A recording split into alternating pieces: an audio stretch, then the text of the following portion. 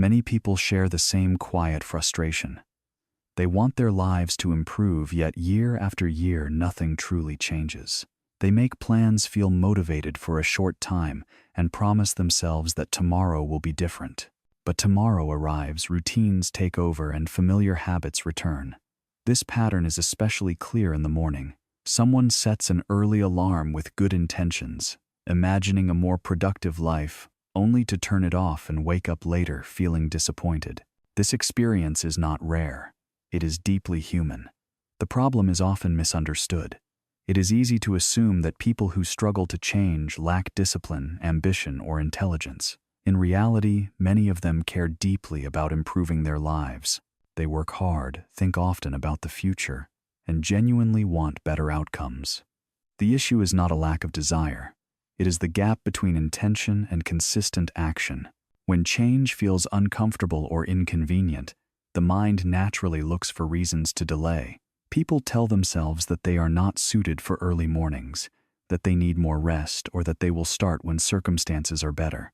This way of thinking offers short-term comfort, but it also keeps people stuck. The story begins by gently questioning these beliefs, not to judge them, but to examine them. It suggests that meaningful change may depend less on motivation and more on how daily time is structured. In particular, it raises the idea that the earliest part of the day often passes without interruptions, obligations, or distractions. During this time, attention is clearer and decisions are simpler. Instead of offering advice or instructions, the narrative chooses a different approach. It introduces a real human story to explore this question through lived experience.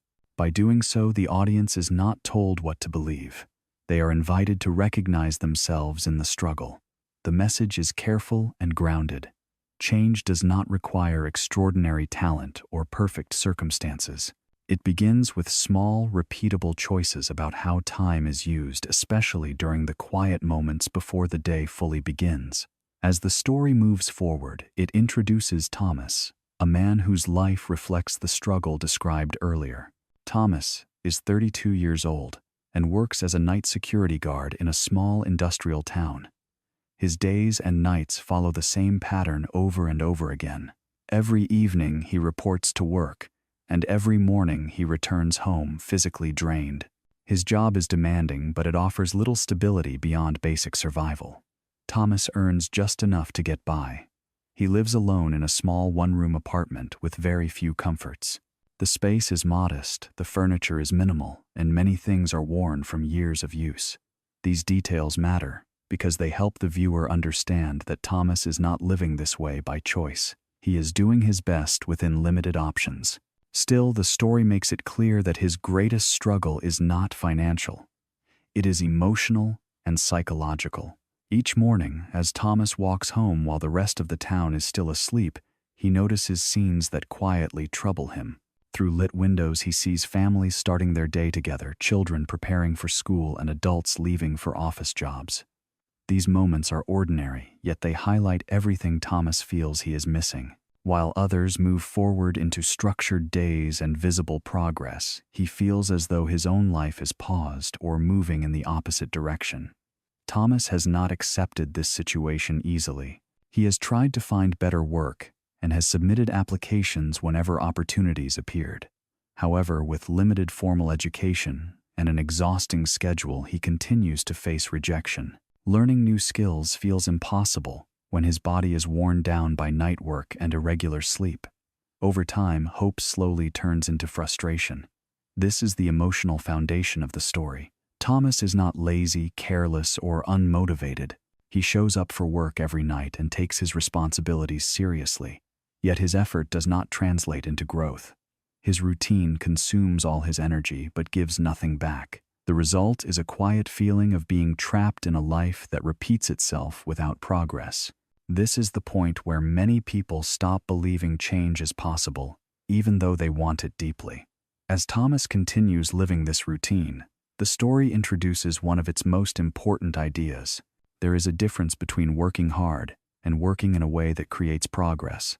Thomas does not avoid effort. Every night he stays alert, walks long distances during his shifts, and takes his responsibilities seriously. He does what is asked of him, and he does it consistently. From the outside, his behavior looks like discipline. Yet despite all this effort, nothing in his life improves. This creates a quiet but powerful conflict. Thomas begins to sense that something is wrong even if he cannot explain it clearly. He is tired all the time but not moving forward. His income remains the same. His opportunities do not expand. Over time, this leads to frustration and self-doubt. Many people experience this moment in their own lives when they realize that effort alone does not automatically lead to better results. The story makes an important clarification here. Thomas is not lazy. He is not avoiding responsibility. This matters because it removes blame from his character. The issue is not who he is, but how his life is structured. Working through the night and sleeping through the day places him out of sync with most opportunities for learning, connection, and advancement. While others attend classes, build skills, or network during daytime hours, Thomas is asleep, recovering just enough energy to survive the next shift. This is when Thomas begins to feel as if he is living in reverse. He sleeps while the world moves forward and wakes when progress slows down. This feeling is subtle but deeply unsettling. It reframes stagnation not as personal failure but as a timing problem. His routine is designed for survival, not for growth. A single thought begins to repeat in his mind. There has to be another way. This thought does not yet come with a solution. It is simply an awareness that his current path cannot lead where he wants to go.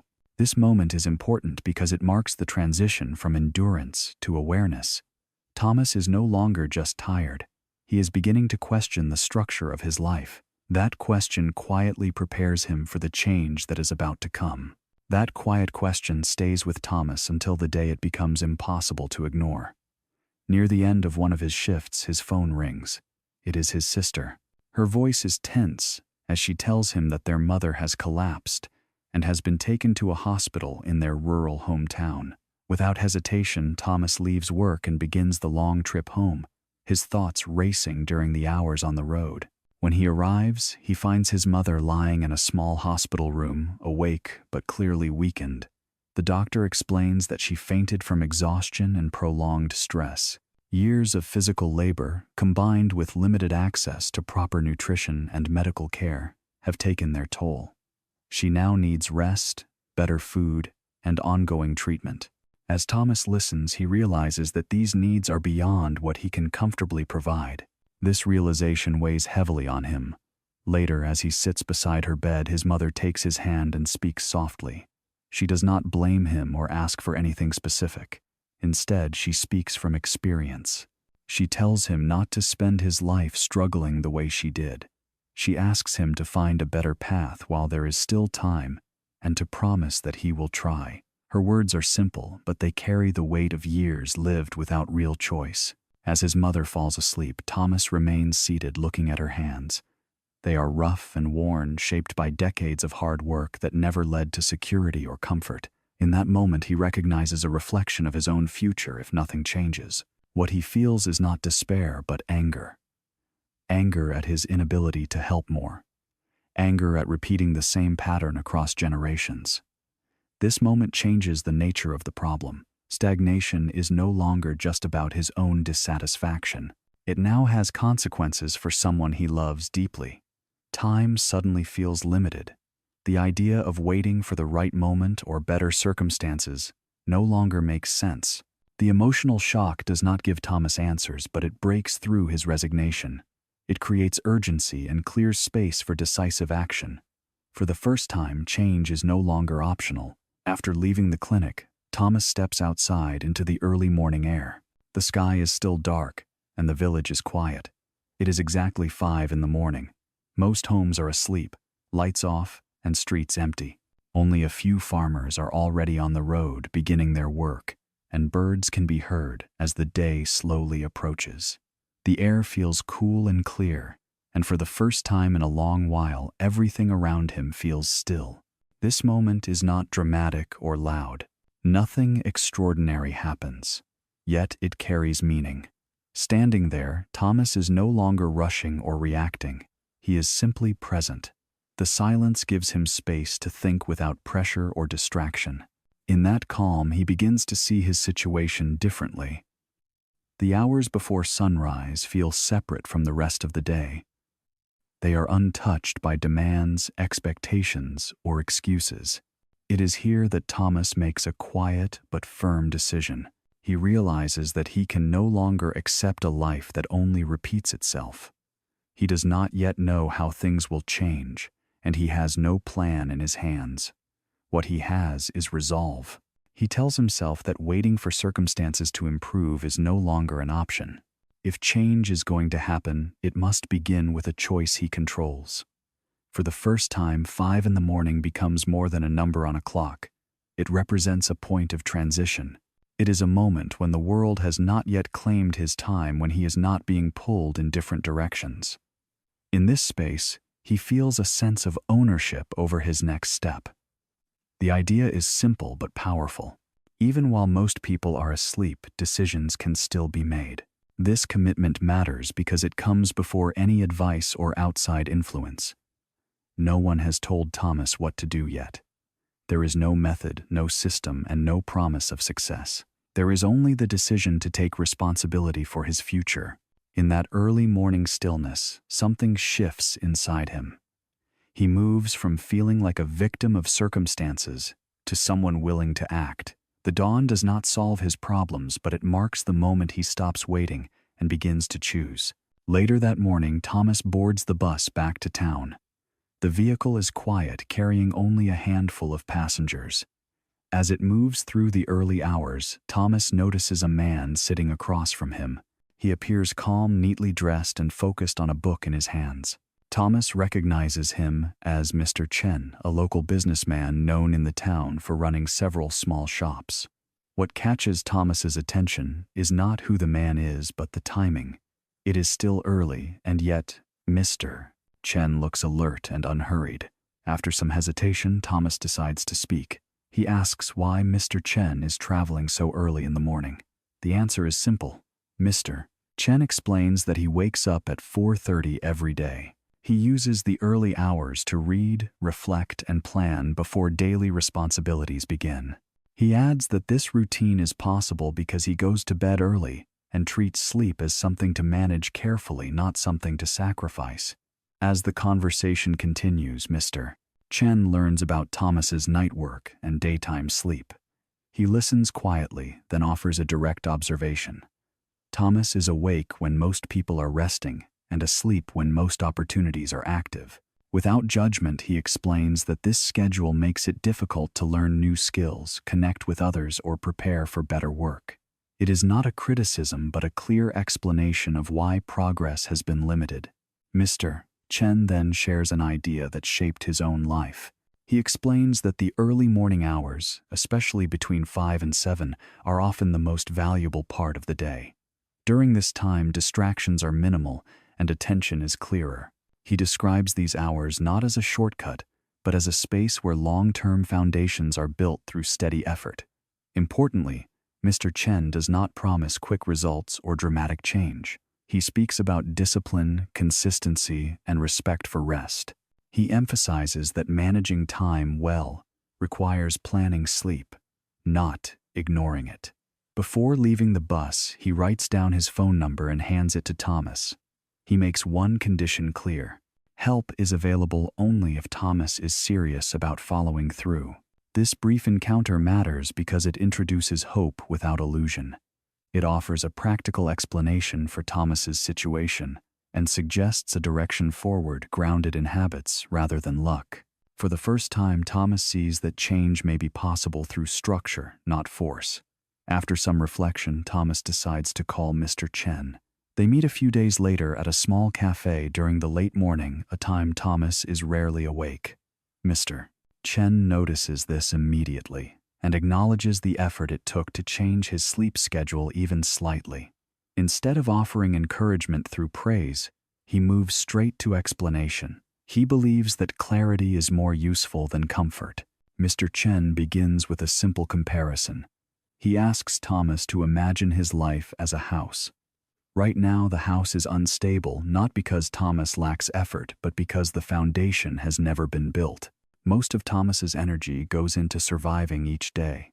There is no remaining time to strengthen the structure underneath. Without a foundation, nothing above it can last. The solution, Mr. Chen explains, is not to work longer hours or push harder at night.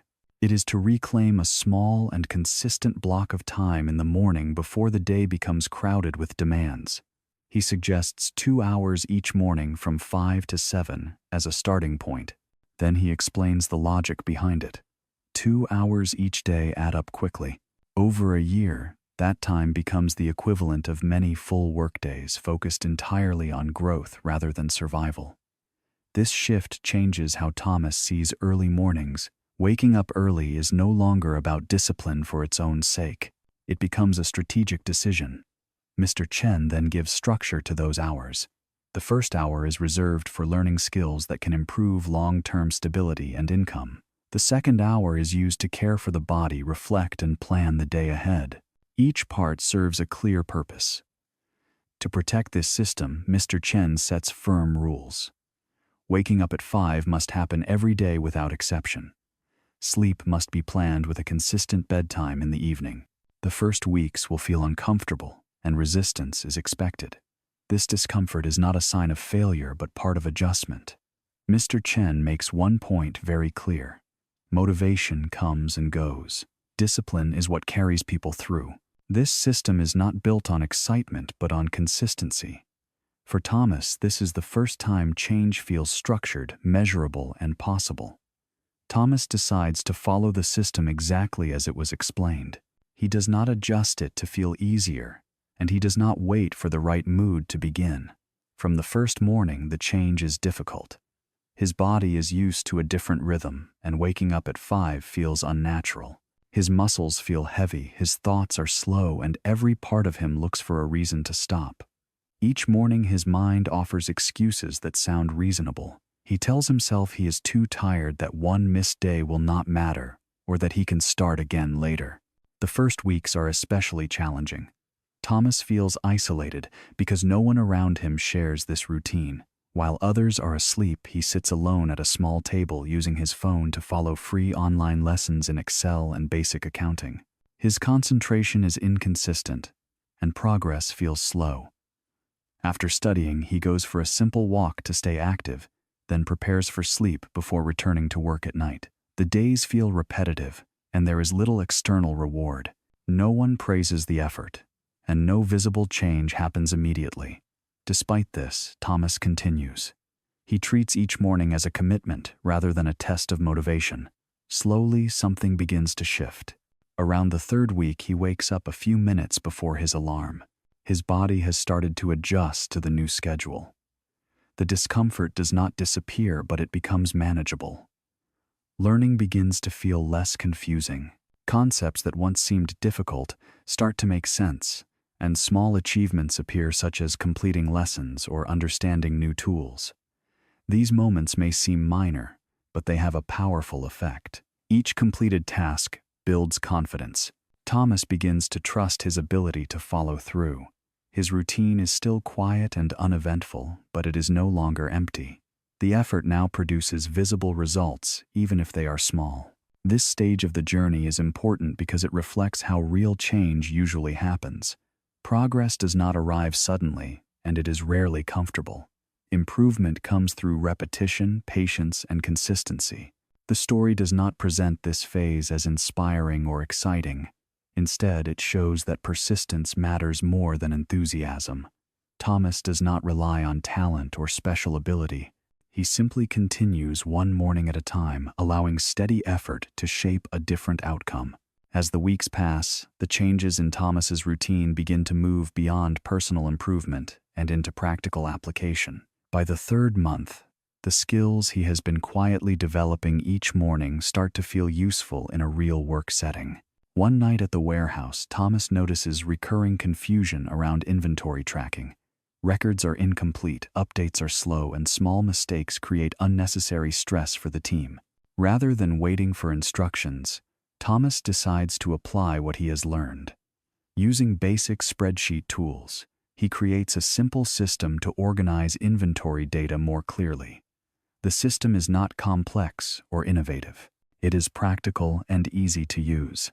When he shows it to his supervisor, the response is immediate interest. The improvement saves time and reduces errors, and it becomes clear that Thomas understands both the warehouse operations and the numbers behind them. This moment matters because it connects effort with outcome. Thomas is no longer learning in isolation. His new skills are solving real problems. Word spreads to higher management, and soon Thomas is asked to take on additional responsibilities related to record keeping and basic accounting. When a daytime position opens in the accounting department, Thomas is offered the role. The new job comes with regular hours and a higher salary, marking a clear shift from survival to stability. The change does not stop there. Over the following year, Thomas continues to build on what he started. With steady experience and ongoing learning, he becomes a trusted member of the team and eventually steps into a lead accounting role. His living conditions improve gradually. He moves into a more comfortable apartment and is able to bring his mother to live with him, ensuring she receives consistent care and support. What stands out is that Thomas does not abandon the habit that started everything. He continues waking up at 5 in the morning, not because he has to, but because he chooses to. Those early hours remain dedicated to learning, planning, and maintaining balance. This shows that the habit was never a short-term solution. It became part of how he sees himself. The story emphasizes a clear message. Major life changes are often the result of small, repeated actions. Progress compounds quietly over time. Thomas did not rely on luck or dramatic opportunity. He built momentum through consistency, allowing steady improvement to create lasting change. At this point, the story of Thomas reaches its conclusion, and the focus gently shifts to the listener. What happened to Thomas is not presented as a promise or a guarantee. It is offered as an example of what can happen when time is used with intention and consistency. The lesson is not about waking up early for its own sake, and it is not about comparing one life to another. It is about recognizing how small daily choices shape long-term direction. Throughout the story, one idea remains consistent. Progress is rarely the result of talent, luck, or sudden opportunity. Many people work hard, yet see little change because their effort is consumed by immediate demands. Thomas did not change his life by working more hours or pushing himself beyond reason. He changed it by finding quiet time when distractions were low and using that time deliberately. Early mornings worked for him because they gave him clarity, focus, and control over his attention. This is where responsibility returns to the viewer. Everyone's situation is different, and no single routine fits all lives. However, the principle remains relevant.